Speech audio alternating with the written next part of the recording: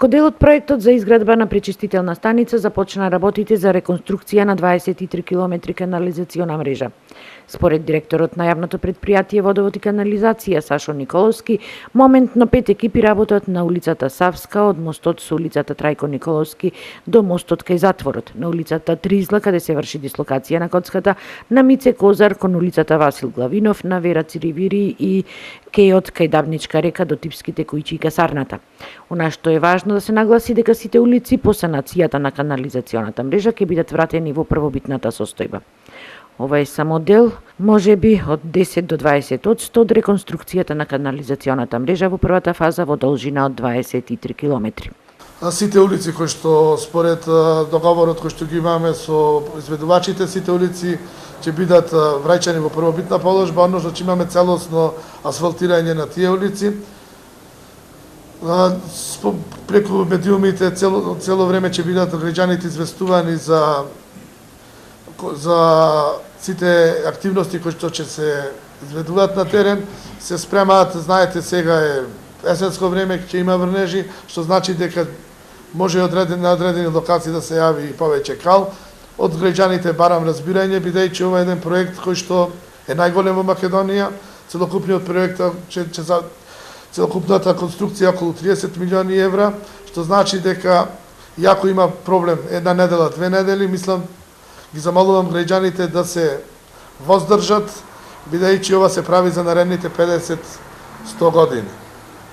Проектот ќе се реализира во 2 фази. Во првата, која чини 20 милиони евра, опфатена е реконструкцијата на канализационата мрежа и изградбата на пречистителната станица, а втората фаза од проектот е со вредност од 10 милиони евра за изградба на 45 километри секундарна канализациона мрежа.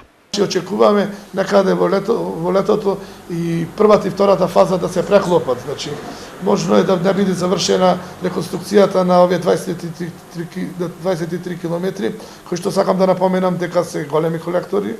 Значи, овие 20 километри се цевки со поголем диаметар, колектори кои што имаат за цел да ја примат баш таа фекална вода која што ќе доаѓа од секундарните цевки која што е замислена како втора фаза. Што значи дека и втората фаза, мислам дека има период на изведба 2 години, што значи дека околу 3 до 3,5 години Прилеп треба да има заокружено проектот, да има преку 90% заменета фекална канализација и да има изградена нова пречистителна станица која ќе биде пуштена во функција.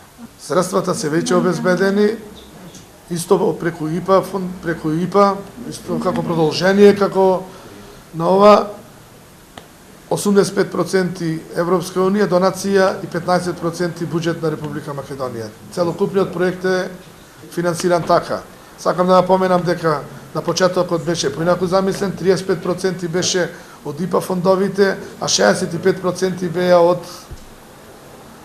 65% беа од буџет на Република Македонија, но поради добриот капацитет не само на локалната самоуправа Прилеп и Водовод и канализација, туку и на Министерството за животна средина, тој соодно се промени. Министерството за животна средина и просторно планирање носител на проектот, а координаторот Николина Рувческа вели од искуствата од неговата имплементација ќе се користат во следни вакви проекти. Значи, ова е многу битен проект за градов за град Прилеп. Исто така е почетен проект, мислам сите почетни искуства понатаму би се имплементирале во наредните проекти во Македонија. Значи, веќе се и неколку најавени.